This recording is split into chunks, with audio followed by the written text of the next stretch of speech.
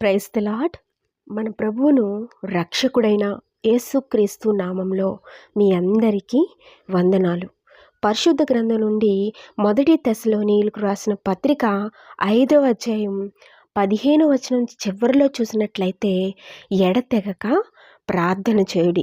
మరి మాటను చూసినట్లయితే ఎడతెగక ప్రార్థన చేయడానికి ఇక్కడ వ్రాయబడి ఉంది. మరి మాటను మనం చూసినట్లయితే మన జీవితంలో ఎడతెగక అన్న మాటకి అర్థం చూసినట్లయితే మరి విడువక, అంటే ఎప్పుడు కూడా మానకుండా, ఇంకా చాలా పదాలు వస్తూ ఉంటాయి.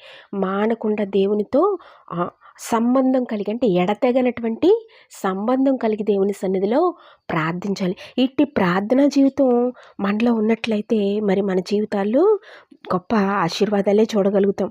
మరి మనం ప్రతి ఉదయం కూడా మరి మనం లేచిన దగ్గర నుంచి కూడా ప్రతి ఉదయం ఒక 3 విషయాలు మన రోజువారీ మన దినాల్లో ప్రతిరోజు మనం లేచిన దగ్గర నుంచి మన జీవితంలో మరి మనం చేసే ప్రతి పనిని పక్కన పెట్టి ముందుగా మన దినాన్ని ఎట్టి రీతిగా స్టార్ట్ చేయాలి అని అంటే మరి దేవుని యొక్క ప్రతి ఉదయము ఆయన స్వరాన్ని మనం వినేటట్టుగా ఉండాలి.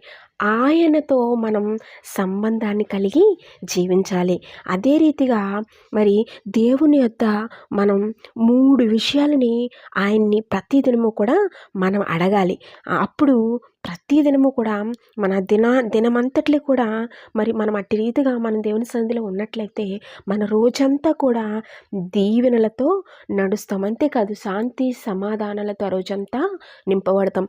అట్టి సమాధానం ప్రతిదినము మనం కలిగి ముందుకు నడవాలి అని అనుకున్నట్లయితే ఈ 3 రకాల ప్రార్థన దేవుని సన్నిధిలో మనం చేసినట్లయితే మరి ఈ విధంగా మన జీవితాలు ఉన్నతమైనటువంటి ఆశీర్వాదాలు పొందుకుంటాం. ఎందుకంటే ప్రతిదినము మన దినాన్ని ఆయనతో స్టార్ట్ చేయాలి.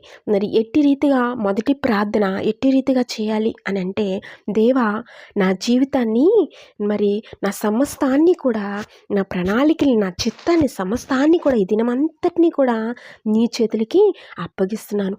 నా అడుగులను, నా మాటలను, నా నడవడిని మరియు నా నిర్ణయాలు, నా ఆలోచనలు, నా తలంపులు మరి సమస్తాన్ని కూడా నీ చిత్తానికి అప్పగించుకుంటున్నాను. నా ఇష్టం కాదు కానీ సమస్తము మరి ఈ దినమంతట్లో నా జీవితంలో నీ చిత్తాన్ని జరిగించు. మరి ఈ మొదటి ప్రార్థన ముగించిన తర్వాత మరి రెండవదిగా మనం ఏమని ప్రార్థించాలి అంటే, నా తండ్రి నీకు వందనాలు తండ్రి, మరి శూన్యంలో సృష్టిని చేసిన దేవుడవు నువ్వు. మరి నువ్వు లేకుండా నేను ఈ లోకంలో ఎంత మాత్రము జీవించలేను. మరి ఈ శూన్యంలో సృష్టిని చేసిన దేవుడు మరి నాలో ఉన్న చీకటిని కూడా మరి నా జీవితంలో ఏదైతే చీకటి కోణం ఉందో దాని అంతటినీ దూరపరచు. మరి ఉదయం నుండి రాత్రి వరకు కూడా నీ పరిపూర్ణమైనటువంటి ప్రణాళికల్ని, నీ ఆలోచనల్ని, మరి నిన్ను కలిగిన ఎంపికలని, నువ్వు ఏదైతే నా జీవితంలో తలస్తా ఉన్నావో ఆ నీ యొక్క చిత్తాన్ని మరియు నీ యొక్క పనులను నాలో జరిగించు. నీ చిత్తం చొప్పున, నీ ఇష్టం చొప్పున, నీ ప్రణాళిక చొప్పున నా చేయి పట్టుకుని నడిపించు. ఎందుకంటే నీ చేయిని మరి నేను పట్టుకున్నట్లయితే విడిచిపెట్టేస్తానేమో, కానీ నా చేతిని నువ్వు పట్టుకున్నట్లయితే ఎన్నటికీ విడిచిపెట్టవు. మరి అందును బట్టి నా చేయిని నువ్వు పట్టుకో తండ్రి. నీ ప్రణాళికలో నన్ను నడిపించు. నా దినాన్ని, నా సమస్తాన్ని, మరి నాకు ఇచ్చిన ఈ ఆయుష్కాలం అంతటిని బట్టి కూడా నన్ను సమస్తాన్ని కూడా నీ చేతులకు అప్పగిస్తూ ముందుకు వెళ్తున్నాను.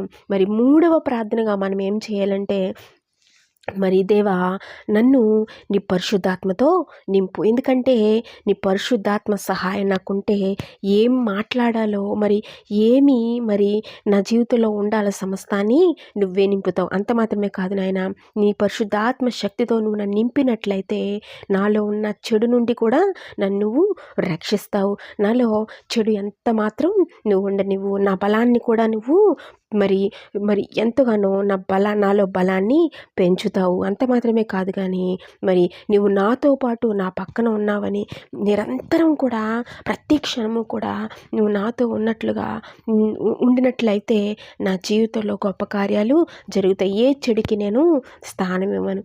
మరి అదే రీతిగా మన దినాన్నంతటినీ కూడా ఎప్పుడైతే దేవునితో నింపుకుంటామో, మరి దేవునితో ఎప్పుడైతే లోతైన సంబంధాన్ని మన జీవితంలో కోరుకుంటామో, మన జీవితంలో బాధకి, దుఃఖానికి మరి ఎటువంటి మానసికమైనటువంటి బాధ మన జీవితంలో ఎంత మాత్రం ఉండదండి. ప్రతి బాధ దేవుని యొక్క లోతైన సహవాసం ప్రతిదాన్ని కూడా తుడిచేస్తుంది. ప్రతి బాధని పక్కకు గెంటేస్తుంది. నీలో నీవు ఊహించలేనటువంటి సంతోషం చూసారా.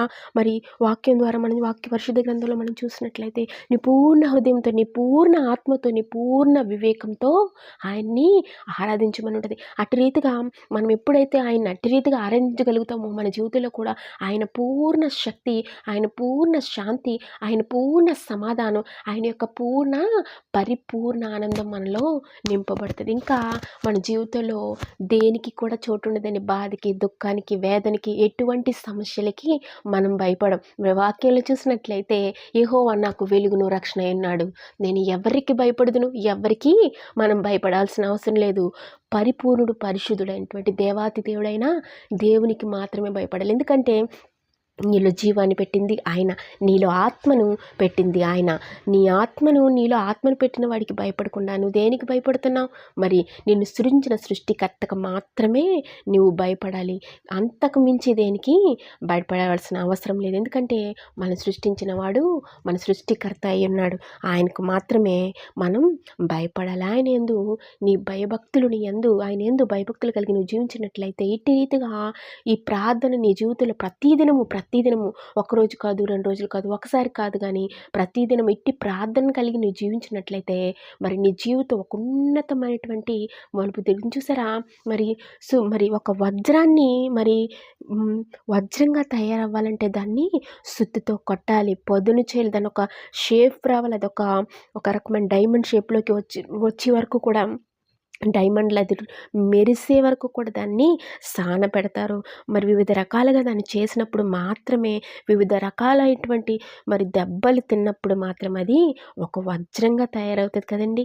మరి అదే రీతిగా నిన్ను దేవుడు మరి ఈ పరిస్థితులు కూడా నువ్వు వెళ్తున్నప్పుడు ఎప్పుడైతే ఆయనతో సహవాసాన్ని కలిగి ఉండడానికి ఇష్టపడతావో, ఆయనతో లోతైన సంబంధాన్ని కలిగి ఉండడానికి నువ్వు ఇష్టపడతావో, ఆటోమేటిక్గా నీ జీవితంలో ఎక్కడైతే స్ట్రక్ అయిపోయి, ఎక్కడైతే ఆగిపోయినవన్నీ కూడా మరి విడిపించబడతాయండి. చూడండి, మరి మోషే ప్రార్థిస్తాడు. మరి తన ప్రజలకి మరి నీరు కావాలి, దాహం అవుతున్నప్పుడు అడిగినప్పుడు దేవుడు ఏం చేస్తాడండి, బండను మరి బ్రద్దలు చేస్తాడనమాట. బండను బ్రద్దలు చేసినప్పుడు రాతి బండని ఇక్కడ వ్రాయబడి ఉంటుందండి. రాతి బండలో నుంచి మధురమైన జలము మరి వచ్చినట్లుగా మనం చూస్తూ ఉంటాం. మరి ఆ రాతి బండలను చూడండి, సంవత్సరాల తరబడి ఏళ్ళ తరబడి రాతి బండలు మనం నీటిలో వేసినా కూడా ఏళ్ళ తరబడి ఉన్న పెద్ద పెద్ద పూర్వపు నాటి రాతి బండల్లోంచి కూడా బ్రద్దలు కొడితే వాటిలోంచి నీరు చుక్కైనా వస్తుందండి. చుక్కైనా కూడా రాదు, దానికి చెమ్మంటూ ఉంటుంది, కానీ దాంట్లోంచి నీటి చుక్కంటూ రాదు. కానీ మన దేవుడు రాతి బండను సహితం మరి నీటి ఊటగా మార్చగల శక్తివంతుడు. ఆయనకు అసాధ్యమైనది నా జీవితంలో ఏది ఎంత మాత్రం లేదు. దీనంతటికీ ఒకటే, ఆయనపై ఆధారపడు, ఆయన నమ్ము, ఆయనపై పూర్తిగా నువ్వు ఆనుకున్నట్లయితే నీ జీవితం మారిపోద్ది. నీ ఫస్ట్ ప్రయారిటీ ఆయనకి ఇచ్చినట్లయితే నీ లైఫే దేవుడు ఒక రేంజ్లో మార్చేస్తాడనమాట. నువ్వే ఊహించలేవు, నువ్వే నమ్మలేవు. నేనే నా జీవితమేనిది అనుకునేటట్లుగా ఒక ఉన్నతమైన శిఖరాలపై నిన్ను నిలబెడతాడు. మరి ఇట్టి రీతిగా మరి ఈ 3 విధాలైనటువంటి ప్రార్థన దేవుని సన్నిధిలో నువ్వు చేసినట్లయితే ఉన్నతమైన దేవుని ఆశీర్వాదాలు పొందుకుంటావు. దేవుడి కొద్ది మాటలు దీవించును గాక. God bless you. ఆమేన్.